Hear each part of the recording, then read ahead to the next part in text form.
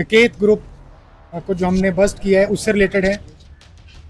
SIU ने अहम कार्रवाई करते हुए पंजाब और सिंध के मुख्तलिफ शहरों में ख़ास तौर पर तलाई जेवरात और कैश की लूट मार में मुलव्वस गैंग के 7 मुलजमान को गिरफ़्तार किया है। इन मुलजमान का ताल्लुक बैनुल सूबाई गोल्ड स्नैचिंग ग्रुप से है। इंतहाई मतलूब डकैत गिरोह पाकिस्तान भर में वारदातें करता था और इनके कब्जे से 1 करोड़ रुपए कैश और 608 ग्राम सोना, तलाई जेवरात, एक गाड़ी और 5 पिस्तौल बरामद हुए हैं। बेसिकली जो 2 केसेस हैं डिस्ट्रिक्ट सेंट्रल के, उनकी तफ्तीश एसआईयू को ट्रांसफ़र हुई थी।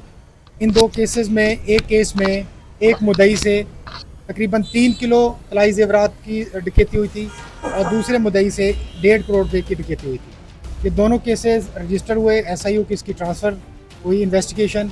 एसआईयू की टीम ने बड़े इस पे प्रोफेशनल तरीके से काम किया और इस ग्रुप को बेनकाब किया।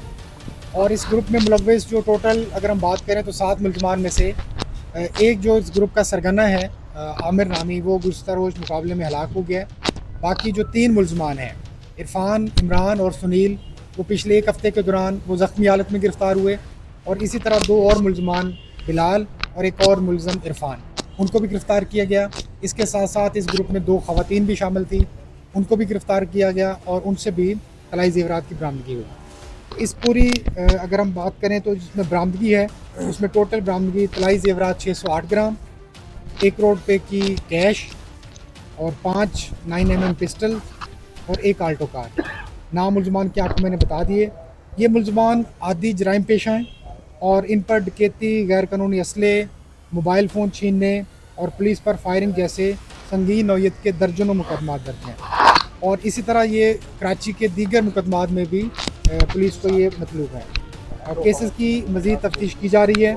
और इस गिरोह के जो दीगर मतलूब मुलजमान हैं 3, उनकी गिरफ्तारी के लिए और जो केस प्रॉपर्टी है, लूटी गई जो रकम है और जो गोल्ड है, उसकी रिमेनिंग बरामदगी के लिए भी पुलिस कोशिशें कर रही है। देखिए, ये इनका क्रिमिनल रिकॉर्ड की अगर बात करें तो जो मुलज़म गुज़श्ता रोज़ मुकाबले में हलाक हुआ है उसका क्रिमिनल रिकॉर्ड हमने शेयर भी किया था। उस पर जो अभी तक हमने रिकॉर्ड हासिल किया है उसमें 30 से ज़्यादा केसेस हैं और वो केसेस पंजाब के भी हैं, लाहौर के भी हैं, कराची के भी हैं, हैदराबाद के भी हैं।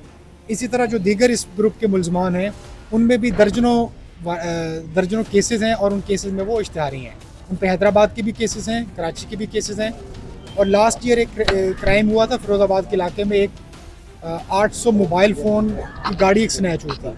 उस ग्रुप में उस क्राइम में भी यही वाला ग्रोह वो भी मुलव्वस था। लेकिन जैसे मैंने इसमें मेंशन किया कि इस ग्रुप की जो स्पेशलिटी है, जो सोने का कारोबार करने वाले शहरी हैं उनको ये टारगेट करते थे, उनको निशाना बनाते थे। उनकी रैकी करके जब भी वो मार्केट से ट्रांसपोर्ट कर रहे हैं अपना जेवरात, या तो जेवरात की ये स्नैचिंग करते थे, खेती करते थे, या जब वो सेल परचेज़ के बाद जो उनकी बड़ी अमाउंट होती थी उनके पास जो कि करोड़ों रुपए में है, तो उसकी ये डकैती करते हैं। एक्चुअली इन्हें अपना नेटवर्क बनाया हुआ था, ये ऑब्ज़र्व करते थे जितनी गोल्ड की जो मार्केट्स हैं उनके सराउंडिंग्स में ये ख़ुद भी होते थे। इनका अपना इंफॉर्मेशन का नेटवर्क भी था और ये अपने जो भी इस तरह से सस्पेक्ट है उनको ये फाइंड आउट करते थे और उनके साथ रबी करते थे।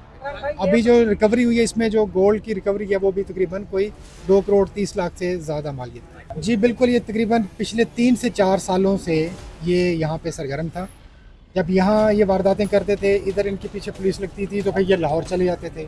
जब लाहौर वाली पुलिस इनके खिलाफ कार्रवाइयों की कोशिश कर रही होती थी वो फिर ये यहाँ पे आ जाते थे। तो लाहौर, कराची, हैदराबाद, इस तरह दीगर सूबों के जो बड़े शहर हैं, अर्बन सिटीज़ हैं, जो प्रोविंशियल कैपिटल्स हैं, उनमें ये काम करते थे। और पिछले तकरीबन 3 से 4 साल से ये सरगर्म है और इसी दौरान इन पे तकरीबन कोई 25 से 30 केसेस हैं ऑन एवरेज हर बंदे। ये मल्टीपल टाइम्स ये गिरफ्तार भी हुए, जेल में गए और उसके बाद ये फिर वापस आए। पिछले तकरीबन 10 दिन की कार्रवाई है। ओवरऑल टोटल 7 मुलजमान गिरफ्तार हैं और उसके अलावा 1 मुलजम हलाक है, तो टोटल 8 हो गए। इन 7 मुलजमान जो गिरफ्तार हैं इनमें से 2 ख़वातीन शामिल हैं, उसके अलावा बाकी 5 मुलजमान हैं। 5 में से 3 ज़ख्मी हालत में गिरफ्तार हुए और अलग-अलग मुकाबलों में एक ही मुकाबला नहीं डिफरेंट टाइम पे है। ये डिफरेंट, जैसे ये कल वाला मुकाबला था ये ईस्ट में था, इस तरह से पहले डिफरेंट एक सेंट्रल में था। कि न्यू कराची का सनती एरिया है और कराची के ऐसे सनती जोन्स हैं जहां तसलसल के साथ ऐसे वाक़यात हैं जो रिपोर्ट नहीं हो रहे हैं। फायरिंग के वाक़यात 2 दिन पहले, 3 दिन पहले और 5 दिन पहले भी तसलसल के साथ हुए गए। एक नया नंबर जनरेट हुआ है जो यूके से इस्तेमाल हो रहा है, उसमें एक नया कंडक्टर सामने आया, वसी हट गया, समद हट गया, जमील शट डाउन है। लेकिन ये नया करेक्टर, एक नया चैलेंज है। इस तरीके से थारो लाइन है, सोल्जर बाजार का, न्यू कराची सनती एरिया है, ये जो पॉकेट्स हैं, इन पॉकेट्स के ऊपर बराह रास्त निगरानी करके इसको हम किसी तरह गिरफ्त में नहीं ले सकते, या हम इसको छोड़े में कार्रवाई होगी, मुकदमा होगा तो ही हम काम करेंगे, ऐसा है। जहाँ से भी हमें इंफॉर्मेशन इत्तला मिलती है, इसके अलावा जो हम ऑलरेडी जिन नेटवर्क्स पे काम करते हैं, अगर हमने 30+ पत्ताखोर अरेस्ट किए हैं तो उनसे हमने और भी टारगेट्स निकाले हैं।